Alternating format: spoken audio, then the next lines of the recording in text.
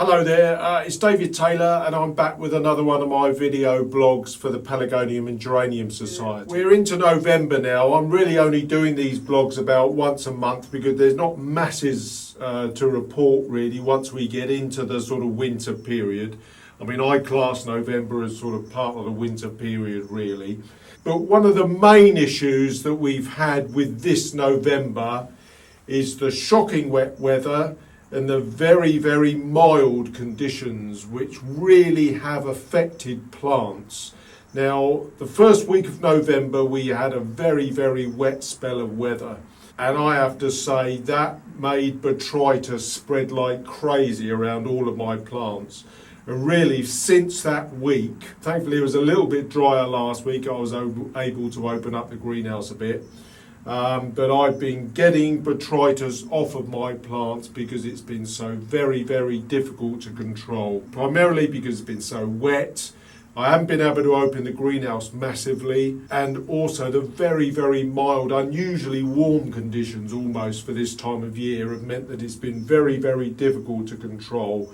And I'm having to go around my plants regularly, pulling off Botrytis infected leaves, and even sort of ensuring that the plants aren't overwatered. Now, one of the problems that we can get, of course, with such warm temperatures that we're getting, is that the plants are still wanting to grow, despite the reduced light levels that we get now from particularly November onwards through to into the winter. And that's causing chaos, and it is really making the Botrytis get on everything. Loads and loads of dying leaves. I'm having to come down every day and strip leaves off. All my plants are affected, young ones, small ones, big ones, and any particularly that I cut back relatively late, a lot of those stems have had Botrytis get into the cut ends, despite the fact that they were relatively healed. I can show you some examples of that. Right, now here's an example of a plant that's, it's not actually as bad as some of the plants that I've got, but it's actually, quite a poor one. We can see one or two Botrytis infected leaves, and you can maybe just begin to see that there's Botrytis that's got on the end of that wound from a cutback that was probably done, in the last couple of months. What I've had to do is actually cut back a number of these plants even further, and it's disappointing that I've had to do that because primarily it's only 3 months away now from stopping time for the June shows, and I've got to ensure that I get enough growth coming through to be able to do my stops. This is why I don't like cutting back this late. But these are the sort of Botrytis infected leaves that we're getting a lot of now, just purely down to the hugely damp conditions and the very, very warm conditions that we're getting with it as well, making it very, very difficult to keep your plants in tip-top condition.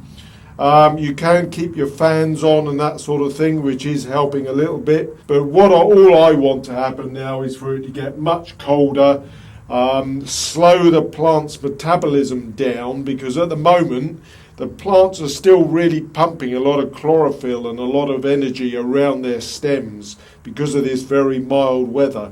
It does seem to be something that happens literally every November. We always get it. And as I say, it's being made worse just purely because of this very, very warm conditions that we get. Now, you do get this sort of growing sulfur powder. It's a yellow sulfur, and I just give them a little bit of a dusting on these stems. It helps keep the stems clean and helps keep the Botrytis at bay. This one in particular is pretty bad. You can see I've obviously just ignored this one. I've got a lot of plants, so I'm just trying to systematically go through them. But this one is pretty bad, and all these brown and Botrytis infected leaves just need to be stripped off. If you get them, they should be just stripped off, cleaned, and I'll give it a little bit of a dusting down with some of the yellow sulfur. And there is clearly an end that has been infected down, and I am going to have to cut that back. Otherwise, what will happen is the botrytis will go further into that stem, and it'll really get right down into the stem, go right through that stem to the base. So I'm going to have to cut that out. Now, the other thing, of course, that I need to ensure is that I can't actually do that until the plant is very dry. The plant's a little bit damp, so I'll probably wait another couple of days. I can clean off all of the botrytis infected leaves, but I really do need to make sure that's bone dry. Now, obviously, when your plants are bone dry, they will naturally get a few yellow leaves anyway, but it's not really a problem at this time of year. The problem is ensuring that you can get all this botrytis cut out of your plants. Otherwise, it will just generally go through and infect the stems right down deep. But as I say, it does make it complicated at this time of year. I don't think I've ever seen so much botrytis on my plants. Right, now, just as the rain begins to actually bang down again, I've got another example of a plant here with lots of yellow leaves on. Now, this isn't quite as bad affected by botrytis, but because this one is a plant I've kept very, very dry, and I think that's been the problem. I probably overwatered my plants really in that sort of late October period. Not expecting such a significant wet spell. And what that's done is that my buds were probably just a tad wet, and that made the botrytis go crazy. But some that have really dried out are plants such as this, where I've got a fair number of yellow leaves, as you can see. And I'm now just going to strip those leaves off. What I'm also doing is stripping off a lot of green leaves as well.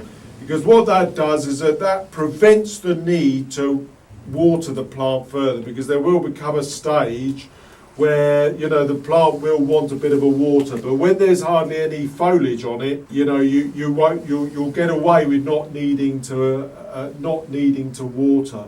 Now, I said that back in the autumn. I said in one of my previous blogs not to, you know, make sure you strip out the plant to enable the air to move around those stems. Well, one of the problems that we've had with the very warm autumn is that a lot of leaf growth has regrown from the autumn, the early autumn cutbacks. So we're now having to go round and strip off lots of leaves again to open out the plants and prevent the botrytis from coming through. So ensure your plants are stripped back, enable them to breathe, and hopefully when we're through this sort of quite wet period in November, they'll be able to come through the really cold period of December and January without too many problems, as long as you're keeping your greenhouse just frost-free with a little bit of heating.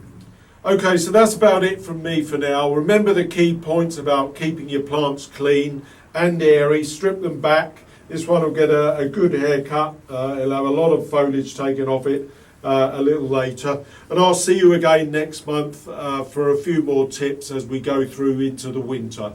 So that's bye for now.